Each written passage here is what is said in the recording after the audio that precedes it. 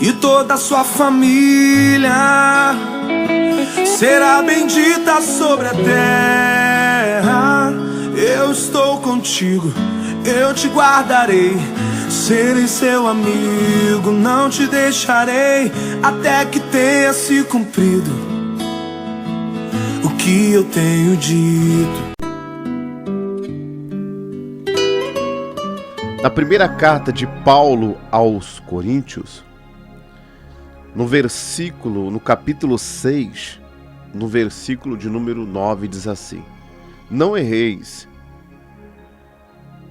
não erreis nem os devassos, nem os idólatras, nem os adúlteros, nem os efeminados, nem os sodomitas, nem os ladrões, nem os avarentos, nem os bêbados, nem os maldizentes, nem os roubadores herdarão o reino de Deus.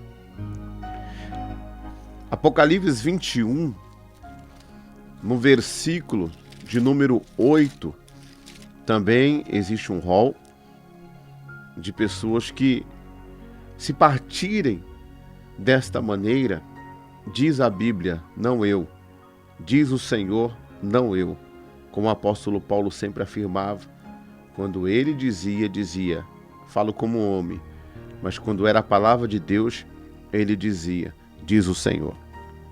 No capítulo 21, versículo 8, diz assim: Mas quanto aos tímidos, aos incrédulos, aos abomináveis, aos homicidas, e aos fornicadores, e aos feiticeiros, e aos idólatras, e a todos os mentirosos, a sua parte será no lago que arde com fogo e enxofre, o que é a segunda morte.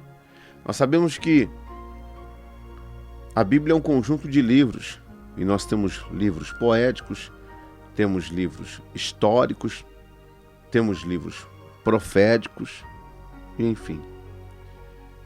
E Apocalipse é um livro profético, é um livro que anuncia o que há de acontecer. O título desse capítulo fala sobre um novo céu e uma nova terra.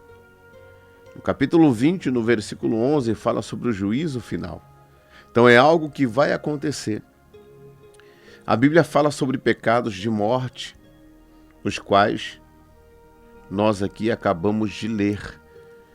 E se isso houver em nossas vidas, nós poderemos perder a oportunidade de estarmos com o Senhor eternamente. A Bíblia não é um livro ultrapassado, como pessoas estão pregando por aí, para poder defender a sua opção sexual, a sua opção de vida.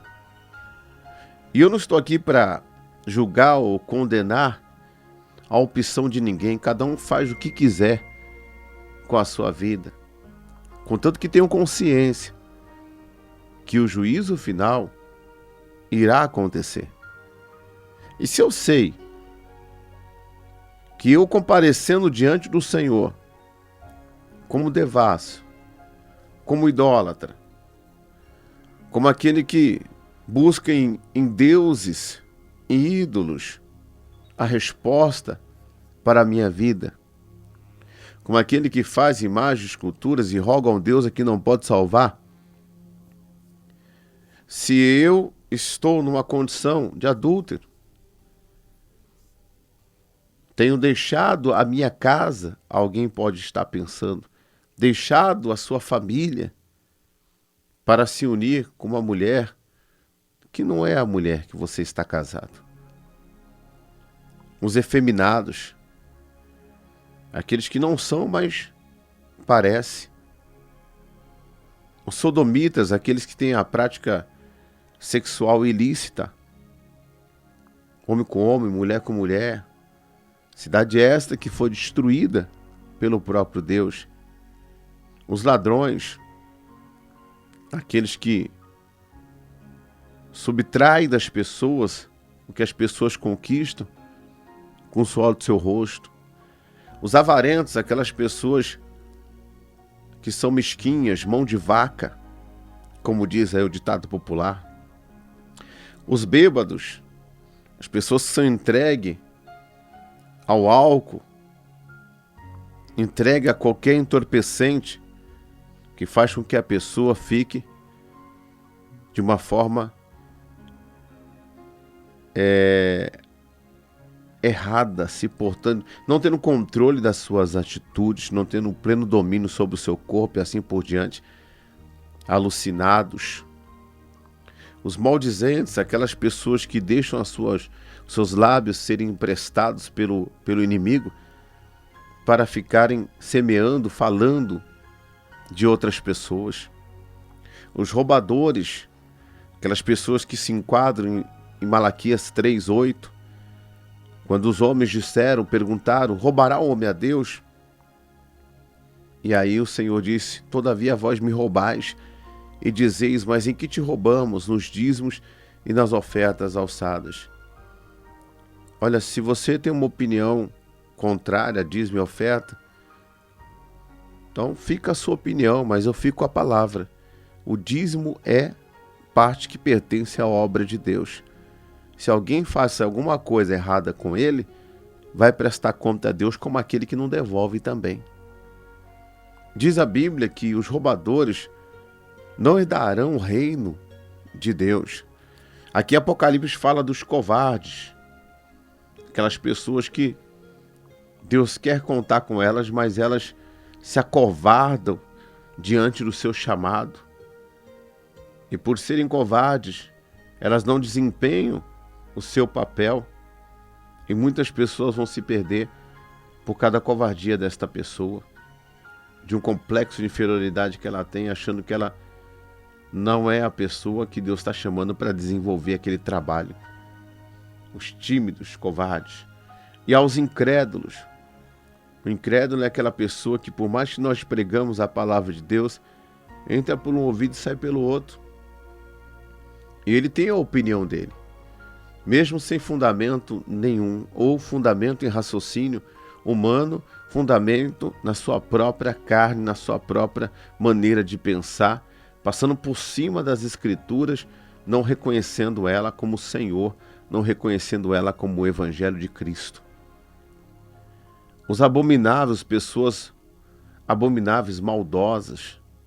Os homicidas, não tem muito o que falar aqui, mas a própria palavra diz que aquele que aborrece o seu irmão também é homicida. Aos fornicadores.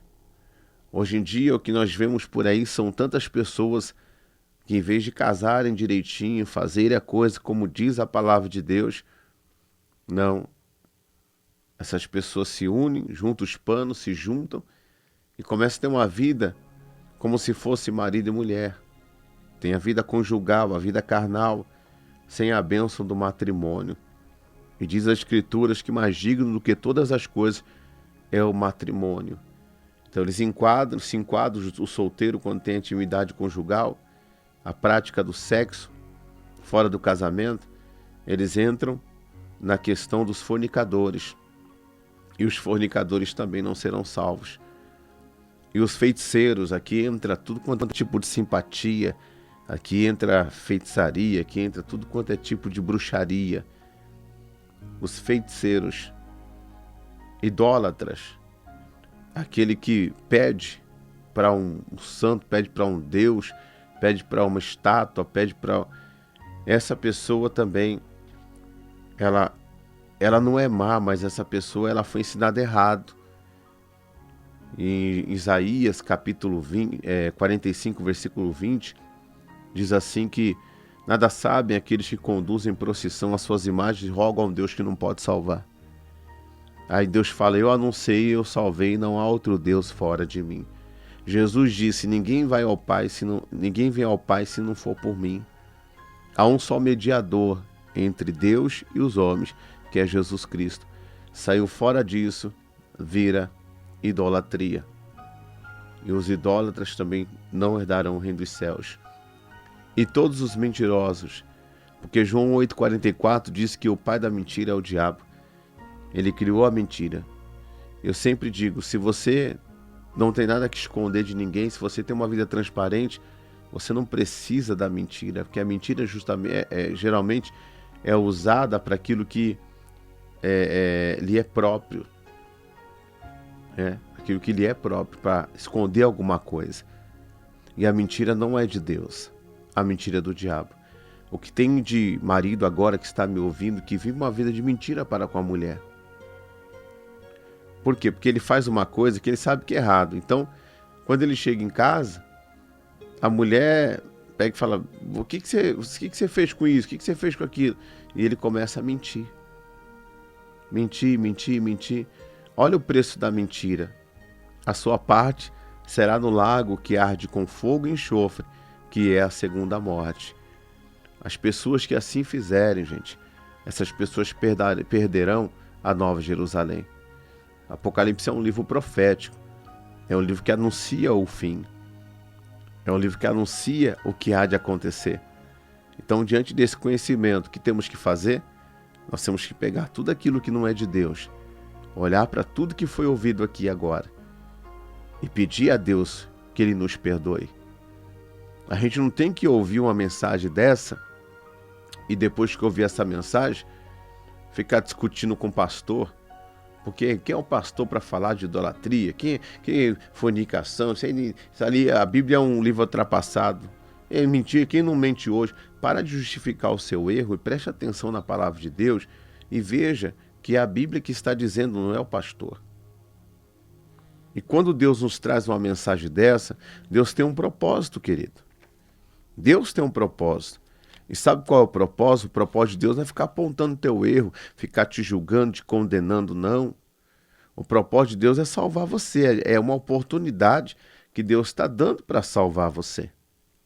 Na primeira carta de Paulo aos Coríntios, no capítulo 11, quando o Senhor Deus ele fala aqui sobre a ceia do Senhor, ceia essa que não deveria de faltar um filho de Deus na igreja, mas infelizmente tem filhos de Deus que ainda não estão firmes com Deus e faltam na ceia, desprezam a mesa do Senhor. Olha só o que diz a primeira carta de Paulo aos Coríntios, no capítulo 11, no versículo 31. Porque se nós nos julgássemos a nós mesmos, não seríamos julgados. Nós temos que pegar tudo isso que Deus está falando e nós é que temos que nos julgar. Geralmente, pessoas ouvem a mensagem, lembra do vizinho, lembra da vizinha, lembra desse, lembra daquele. Não, olhe para você. Você tem que pegar essa palavra, eu tenho que pegar essa palavra e colocar na geladeira, sabe, na geladeira, para não esquecer. E ali você vai com um papel, com a caneta ali e vai marcando um X. Jesus, obrigado que eu já venci essa batalha. Jesus, eu era um devasso, pela tua misericórdia o Senhor me ouviu, o Senhor me atendeu, o Senhor recebeu a minha oração, me perdoou. Graças a Deus, muito obrigado, Jesus, o Senhor me livrou disso. Eu era um roubador, Deus, muito obrigado. Deus, eu era um ladrão, muito obrigado que o Senhor me livrou. Deus, eu era... E vai fazendo ali, a obra de Deus vai se limpando.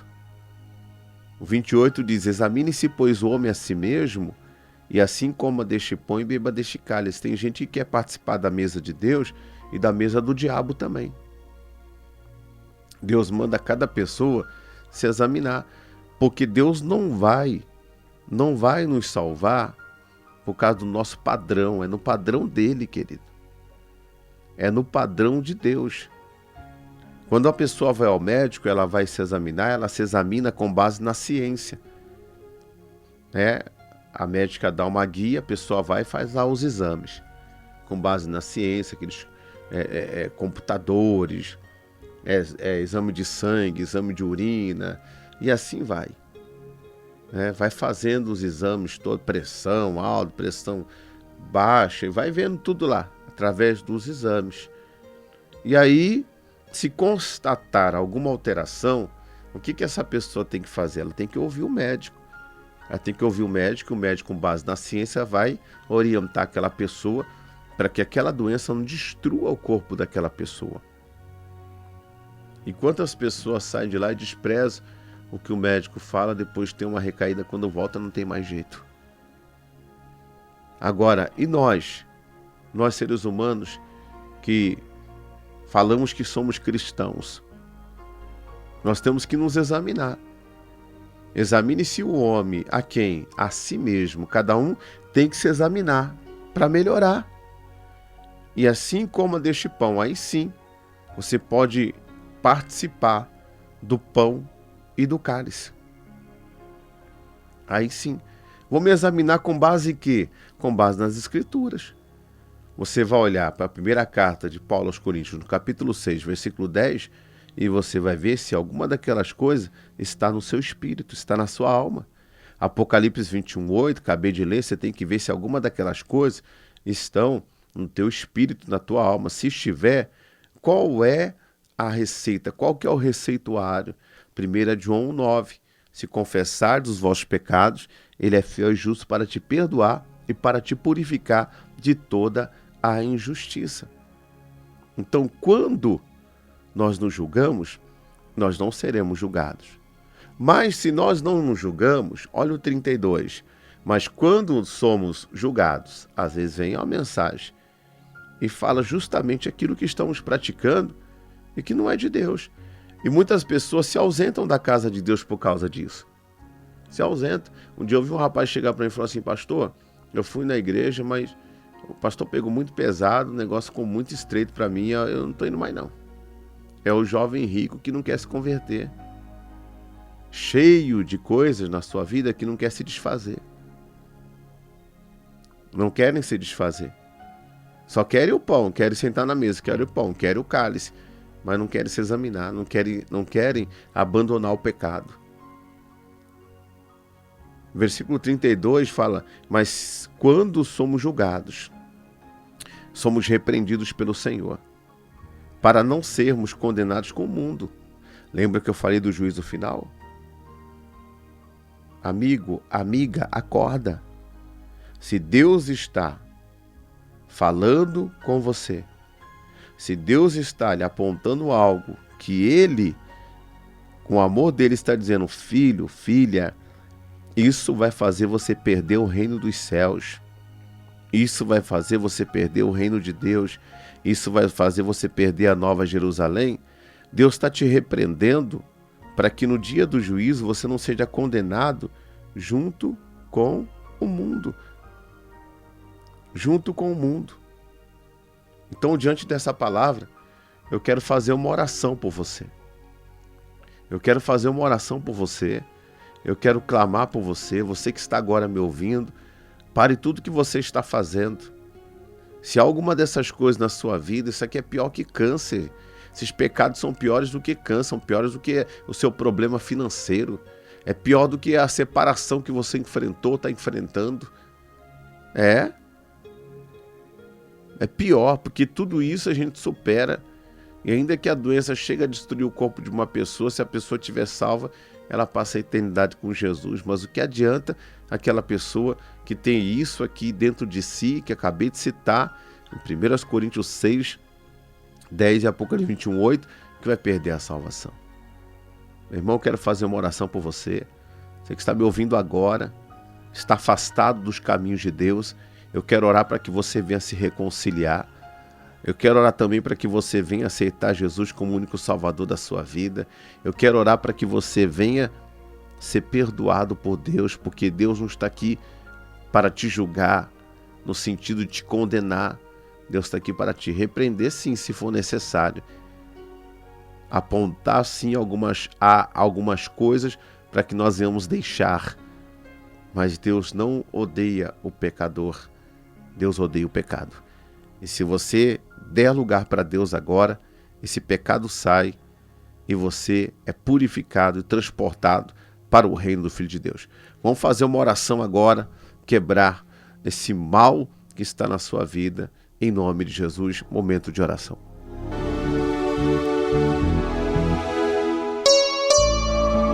Pare tudo o que você está fazendo, pois chegou a hora de receber o seu milagre.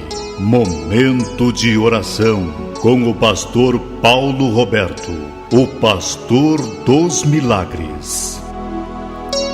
Senhor nosso Deus e nosso querido e amado Pai, a Tua palavra diz que se confessardes os vossos pecados, o Senhor, Ele é fiel e justo para nos perdoar e purificar de toda injustiça. Meu Deus, eu estou orando agora, eu sei que pessoas estão orando comigo. Pessoas desse momento, Pai, após ouvirem a Tua palavra, estão dizendo: Pai, me perdoa. Pai, limpa-me completamente. Eu não quero perder o reino dos céus. Eu não quero perder o reino de Deus. Eu quero, Senhor, uma restauração na minha vida. Eu quero uma mudança, uma transformação no meu ser. E é por isso que eu estou aqui, essa pessoa está dizendo: Pai, perdoa os pecados, conscientes e inconscientes, palavras, ações, omissões. Limpa completamente a cada vida. Meu Deus, pessoas estão dizendo: eu aceito o Senhor Jesus, que é a sua palavra, como o único e suficiente Salvador da minha vida. E digo ao mal, não os servirei mais, porque sou de Deus, e transportado sou para o reino do Filho do amor de Deus. Meu Deus, e termina esta oração repreendendo o mal que está na vida dessas pessoas, mandando embora no nome de Jesus, e peço ao Senhor Todo-Poderoso, escreva o nome de cada uma dessas pessoas no livro da vida, em nome de Jesus. Amém e graças a Deus.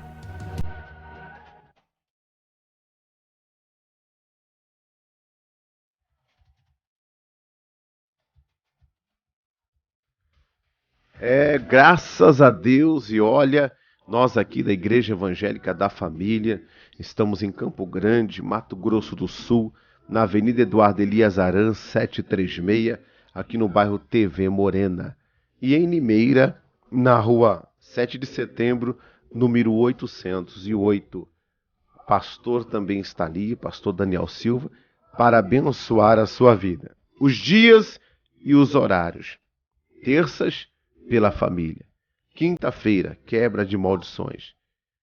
Domingo, às 8 e às 18 horas, um grande dia de louvor e adoração a Deus, o dia da família, o dia que nós reunimos toda a família de Deus para louvarmos ao Senhor. Igreja Evangélica da Família, o seu ponto de encontro com a bênção. Venha fazer parte dessa família você também. Fique agora com o abraço do apóstolo Paulo Roberto e que Deus te abençoe.